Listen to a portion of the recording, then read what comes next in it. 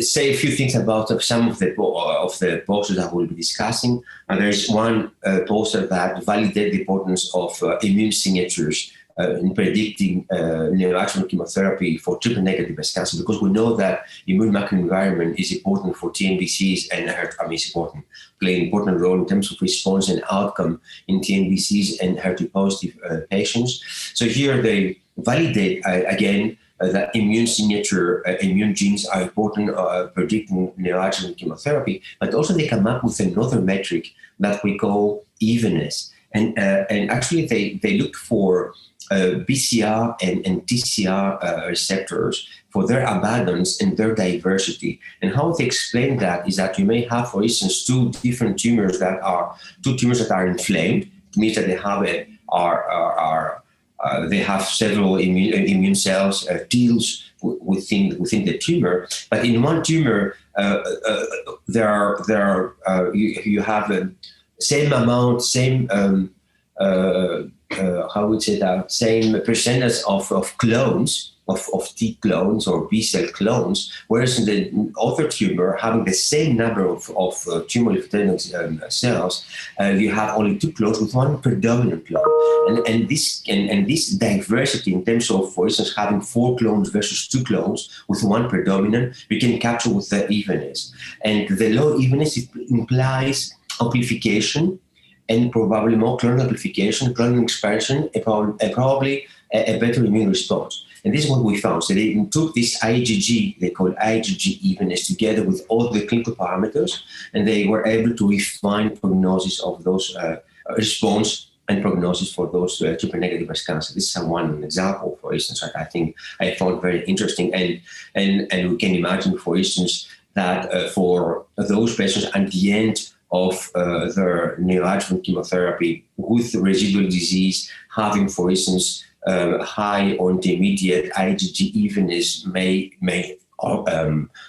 immunotherapy may do something. So we can imagine design studies taking into account those parameters.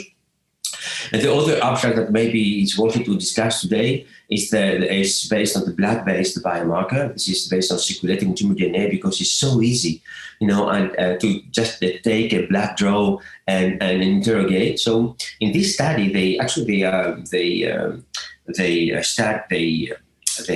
investigators collected plasma from the I-SPY2 study. I-SPY2 is an adjuvant study. All the patients received classical chemotherapy backbone taxanes followed by anthracyclines, and they were randomized to receive one investigational drug, in this particular case, immunotherapy, bevacizumab. And so they collected plasma before, after the initiation of the chemotherapy with or without pebro, after 3 weeks, very, very early time point.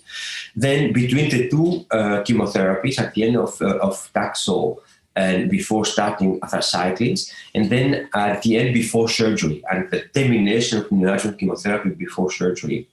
And actually, basically, what they found is that if the patients are positive in the plasma in terms of circulating tumor DNA before, during, and after, they did not respond very well to that therapy. Their PCR rate is very low.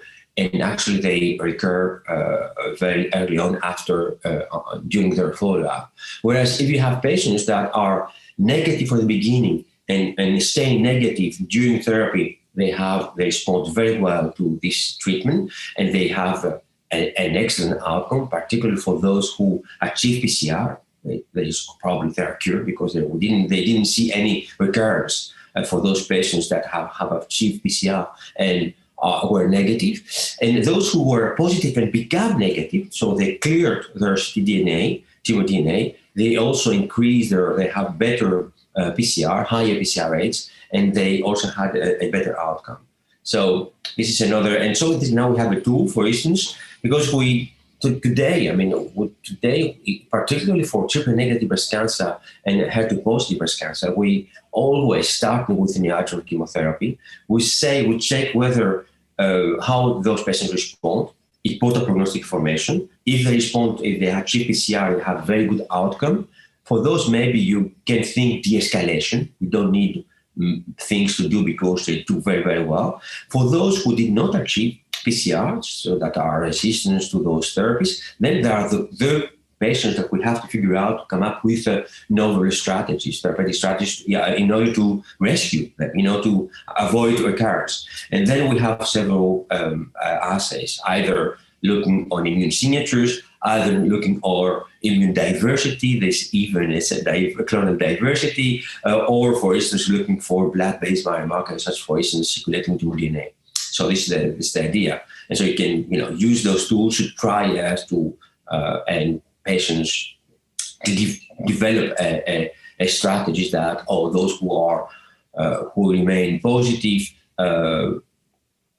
provide an additional therapy, and so on. And of course, the idea is also what kind of therapy. So with the circulating tumor DNA, the good thing is that with not only tracking tumor DNA, but also specific mutations. And now we are starting in breast cancer to